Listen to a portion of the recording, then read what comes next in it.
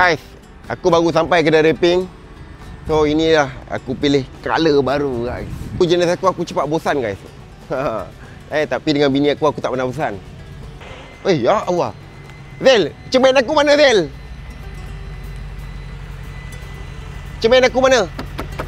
Cermin dah buka bos, tapi ada sopek sikit bos. Mana sopek dia tengok? Koyak weh, penat asyik buka pasang ni. Tapi selamat baru pasang, tengok body cantik. Ni cermin sopek ni. Ni cermin yang asal kereta lah. Dia tak pecah tapi ada sopek atas. Ada sumpit. Sumpit bucu So ni cermin baru lah. Ini cermin baru lah. Tapi yang ni ada UV bos. Ada UV. Kau tahu guys berapa harga cermin sekeping ni UV. Ni ada UV. Cermin dia gelap warna hijau biru. Aku siap kerja dulu lah. Baru pasang. Tak apalah Zil. Dah alang-alang tukar baju baru, cermin baru. Aku dah berapa kali tahun ni tukar 8 kali ke 9 kali tukar cermin, gila.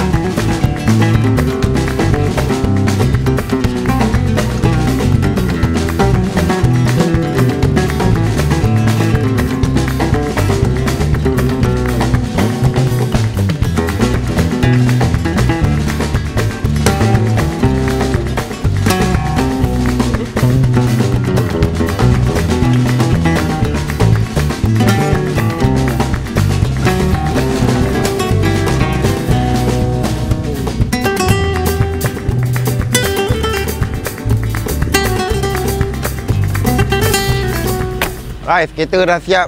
Cermin biru pula tu. Baru kena. Nanti kalau aku dah bosan aku tukar lah balik. Dapat. Bagi baju gaya tahun ini.